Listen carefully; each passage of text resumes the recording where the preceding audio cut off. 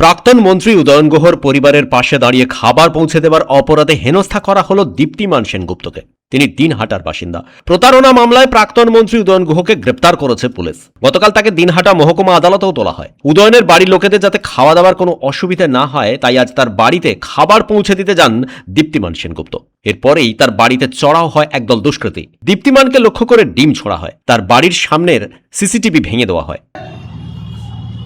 BJP আশ্রিত দুষ্কৃতিকারী এবং তাদের মধ্যে আমি একজনকে চিনি, যিনি জয়দীপ বলে ছেলেটি, এইখানে বাড়ি, তার নেতৃত্বে বা তারা সঙ্গে ছিলেন। বেশ কিছু ছেলে এসেছিল, এসে আমার প্রথমত হচ্ছে আমাকে ডিম ছোড়ে, এটা ওদের কালচার। মা ছিল সঙ্গে, আমার বয়স্ক মা, 84 বছরের মা, তার ওপর পড়ে সেই ডিমের আক্রমণটা। তো এইটা হচ্ছে অবস্থা। পরবর্তীকালে গ্রিল আটকানো ছিল, এখনও দেখা যাবে তালা, গ্রিল ধাক্কা মেরে তারা ভাঙে। এই যে গ্রিল একদম তালা অবস্থাতে আছে। সিসিটিভি ভাঙা হয়, বাইরে দুটো ছিল, এইখানে একটা ছিল, সিসিটিভি ভাঙা হয়। দীপ্তিমান তৃণমূল বিরোধী। মানবিকতার খাতিরেই তিনি উদয়নের স্ত্রী ও পরিবারকে খাবার পৌঁছে দিতে গেছিলেন। এর আগেও তিনি এমন মানবিকতাবোধ বহু ক্ষেত্রে দেখিয়েছেন। স্ত্রী এবং তার দিদি এসছে, তো তাকে খাবার একটা পৌঁছে দিয়েছি। আমি এই খাবারটা অজয়ের বাড়িতে যেদিন আক্রমণ হয়েছিল সেই দিনও পৌঁছে দিয়েছিলাম। রকি রায়চৌধুরী, চৌধুরী বস্ত্রালয় বলে যেটা আছে পালবাড়ির ভাড়াটিয়া, আমি তাদেরকেও এই খাবারটা পৌঁছে দিয়ে এসেছিলাম যখন উদয়ন গুহর টিম আক্রমণ করে। আমি পিয়ালি দাসের বাবাকে যখন দাহ করতে যায় তাকে নিউ কুচবিহার স্টেশন থেকে পৌঁছে দিয়েছিলাম।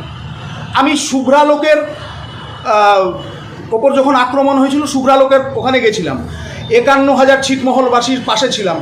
আজকেও তার পরিবার যখন অসহায়, আমি তার পরিবারের বাড়িতে খাবারটা পৌঁছে দিয়েছি। মুখ্যমন্ত্রীর কাছে তিনি পুরো বিষয়টি জানাতে চান। তিনি দাবি করেছেন মুখ্যমন্ত্রী শুভেন্দু অধিকারী যেন যথাযোগ্য ব্যবস্থা নেন। জানাবো, আমি সেদিনও উদয়ন গুহর বিরুদ্ধে করেছি, আমি আজকেও করব। তাহলে আমি এটা দেখতে চাই, এই বীর বিক্রমটা দেখতে চাই যে 2019-এর আগে আমাদের যে পার্টি অফিস ভাঙা হয়েছিল, বিজেপির পার্টি অফিস যে ভাঙা হয়েছিল, যারা ভেঙেছিল তারা আজকে বড় বিজেপি হয়ে গেছে। আপনাকে কি মাধ্যমিক আমার দেখে কি মনে হয়? বিধানসভা নির্বাচনে তৃণমূলের শোচনীয় পরাজয়ের পর তৃণমূল নেতাদের লক্ষ্য করে দিকে দিকে ডিম ছোড়া থেকে শুরু করে নানা কটু মন্তব্য করা হচ্ছে। যদিও বিজেপির তরফ থেকে বলা হয়েছে এই ঘটনায় তাদের কোনো হাত নেই। এই ঘটনায় ব্যাপক চাঞ্চল্য ছড়িয়েছে দিনহাটায়।